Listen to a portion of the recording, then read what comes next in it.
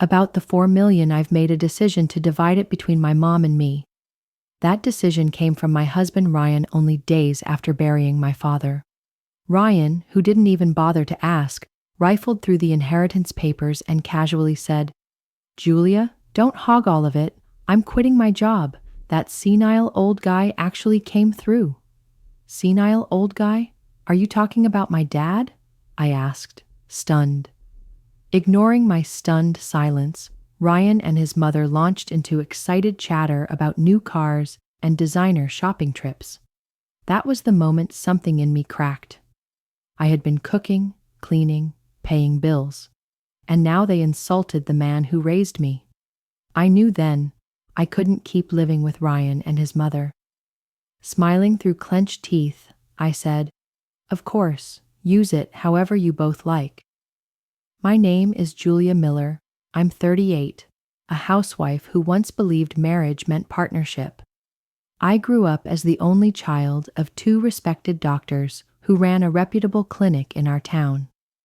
Being their only child, I was deeply cherished. I graduated with a pharmacy degree and joined a top pharmaceutical firm. Though my parents had hoped I'd be a doctor, they never pushed me and respected my path. A decade ago, my mom was killed in an accident. It shattered both me and my dad. Back then, Ryan, just my boyfriend, was a comforting presence in my darkest days. We'd met through friends, and 2 years after my mom's death, Ryan proposed. Ryan worked a steady job in the food and beverage sector. Nothing glamorous, just stable. Though I made quite a bit more than he did, I truly believed that with enough understanding and love, we could build something lasting. My father's eyes lit up when I told him we were getting engaged. "Ryan, I've heard how you stood by Julia," he said, warmly shaking Ryan's hand. "Thank you. Take good care of her, always." Ryan straightened his posture and replied with confidence, "I'll make her the happiest woman alive." Standing beside him, I truly believed our future would be bright. The next weekend, we visited Ryan's childhood home to share our marriage plans. His mother, dolled up, her bitterness from her divorce barely masked, gave me a long, inspecting look. "This is the one you're marrying?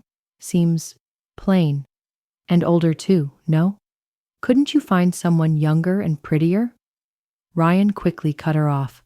"Mom, you know M Pharmaceuticals, right? That's where Julia works. Her father is a famous doctor and owns a private clinic." I was startled. I thought he'd mention my loyalty or achievements, but he went straight for status and money.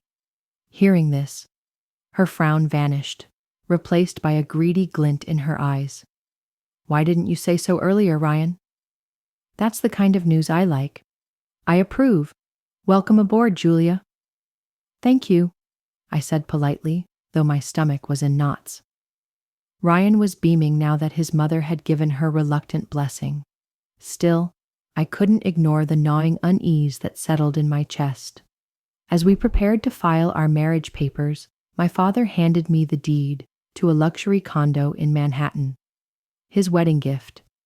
I turned to Ryan and said, "This is from Dad. Let's make it our home. A fresh start, just us two." Ryan beamed with joy, completely unaware that our marriage had just stepped onto shaky ground. But reality quickly sobered me. I began to notice things I had overlooked. Ryan, who had been coddled by his mother his whole life, didn't know the first thing about maintaining a home. He couldn't even boil water, stared blankly at the washing machine, and shrugged off every suggestion to learn. He left garbage everywhere.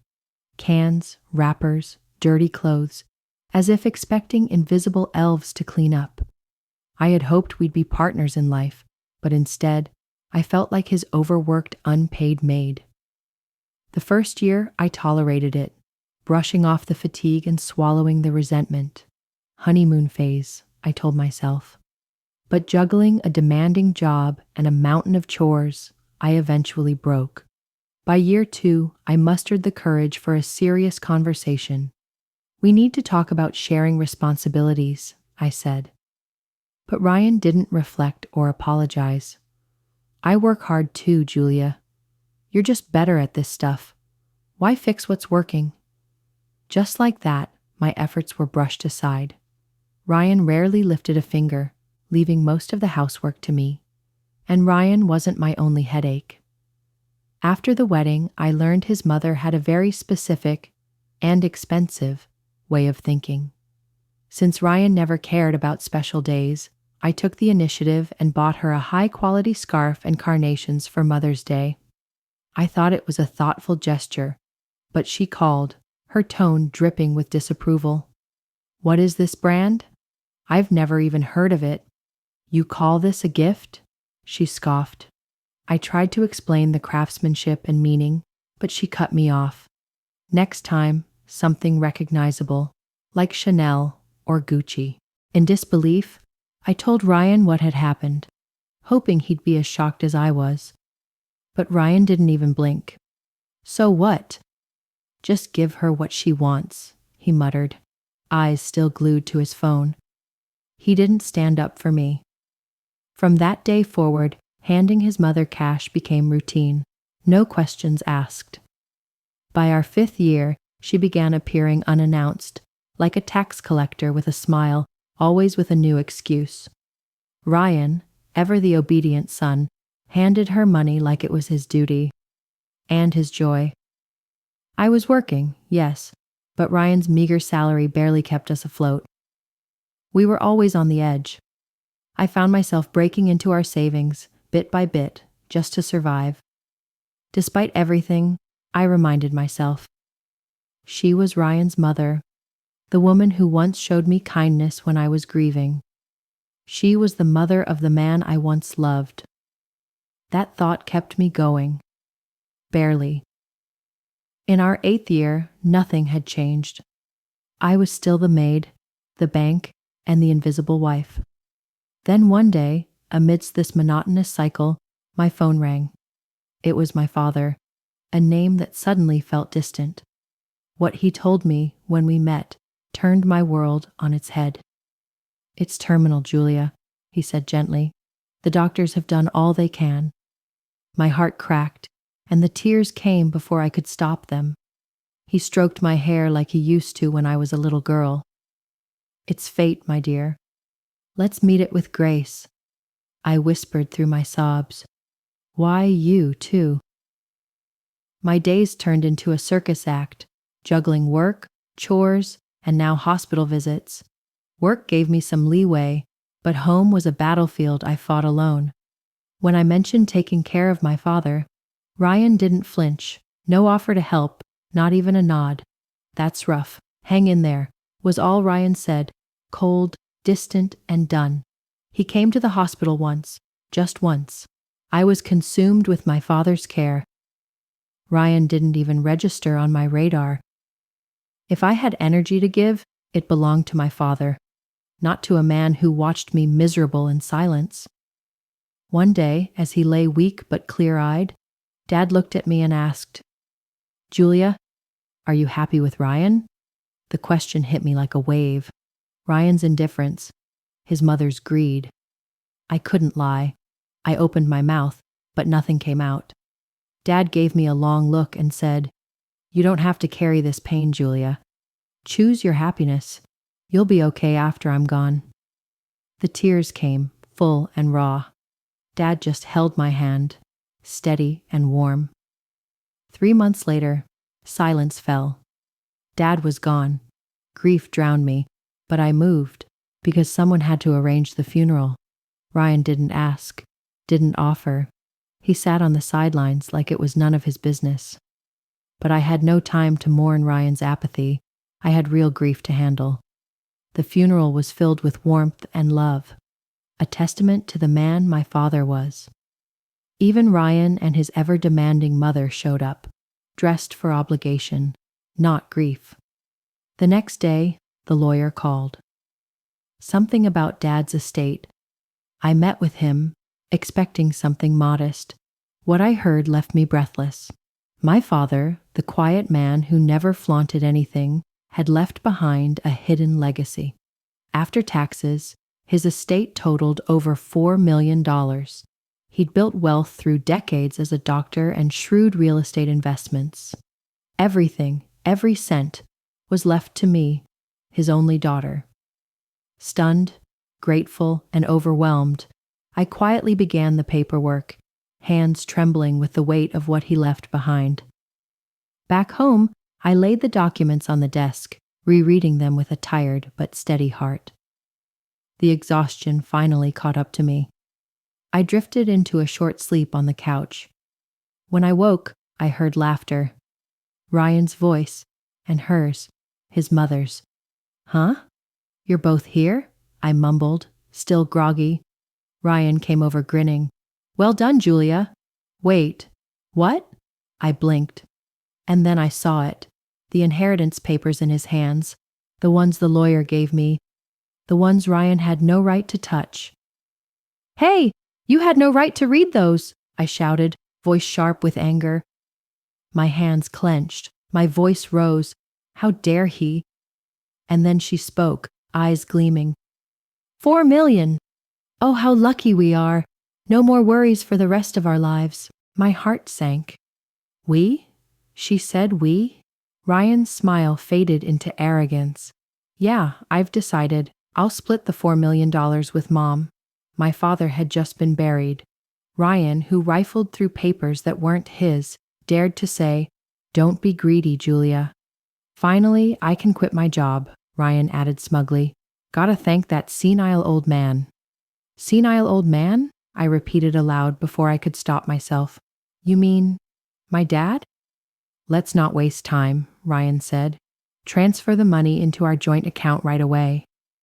They didn't care that I was stunned. Ryan and his mother were already fantasizing about cars and designer stores. I clenched my fists. Rage boiled inside me.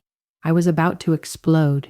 They used me like a maid, drained my savings, and now they insulted my father.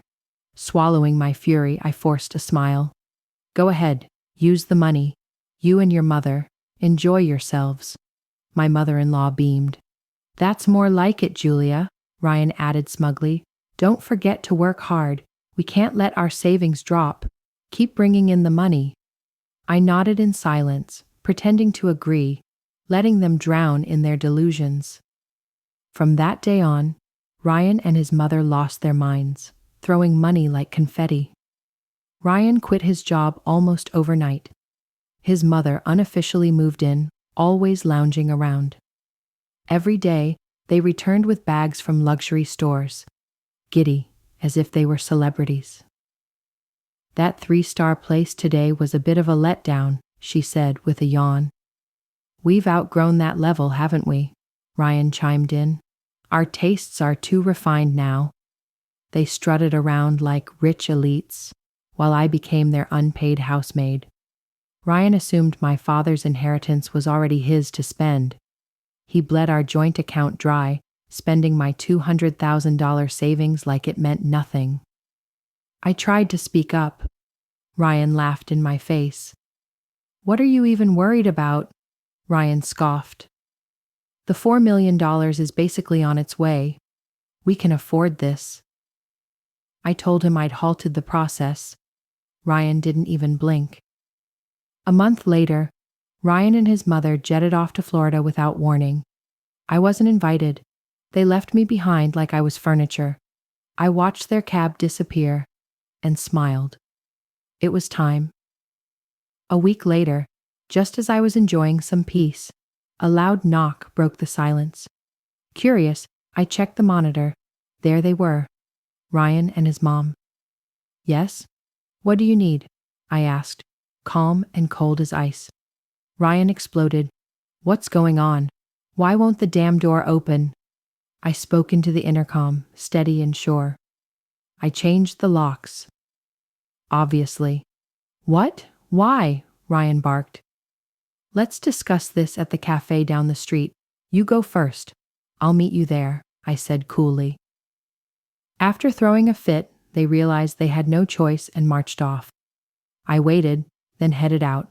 Slow, composed. At the cafe, I spotted them, fuming, steaming. What the hell, Julia? You changed the locks? Give us the new keys, now. I sipped my coffee. I don't owe you anything. It's time for both of you to leave that house. I slid the document across the table. Ryan's face twisted as he read the title, Petition for Divorce. Divorce? You're not kidding? He stammered. His mother blinked, stunned. Julia, what's going on? I leaned in and asked softly, You've been spending like royalty. Are you sure you're not broke yet? Ryan scoffed, spitting slightly. Money's fine. We've still got the inheritance coming. And over $60,000 in the joint account. Here, let me prove it. He whipped out his phone. He opened the banking app, confident. Then, silence. His face drained of color. Wait, what? Where's the money? It was there. His mother fumbled for her phone, panic setting in. I cleared my throat. Oh, that money? I moved it to my account. It's part of the divorce settlement. What? You can't do that, Ryan snapped, then sneered. Doesn't matter. We still get half your inheritance in the divorce. That inheritance is fair game, he added smugly. We were married when you got it. That means I get half. I gave him a slow smile. Oh, sweetie. You really should have read the law.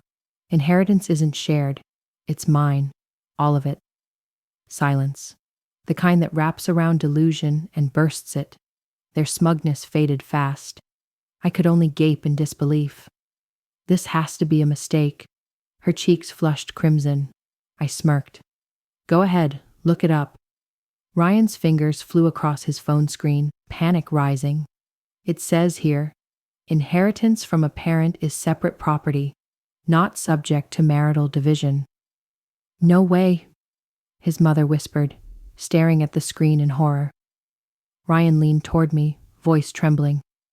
Julia, please, don't do this. I have nothing left. No money, no job. I need you. I looked him dead in the eye. Actions have consequences, Ryan.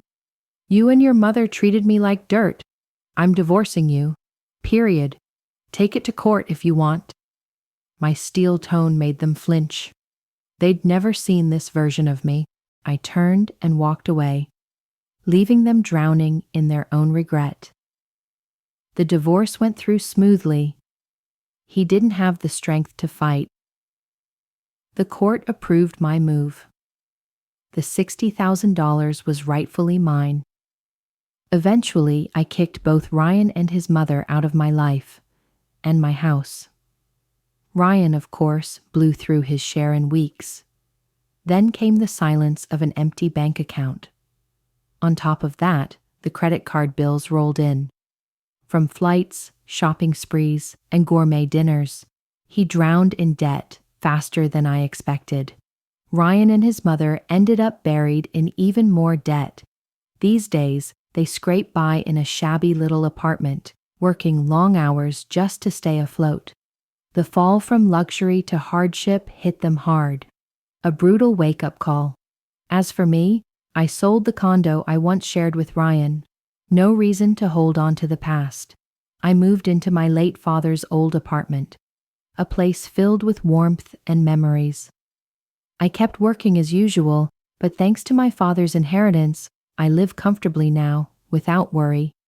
Carrying deep gratitude for my father, I'm starting fresh, ready to treasure the life ahead. From now on, my happiness comes first. I'll live peacefully, on my own terms.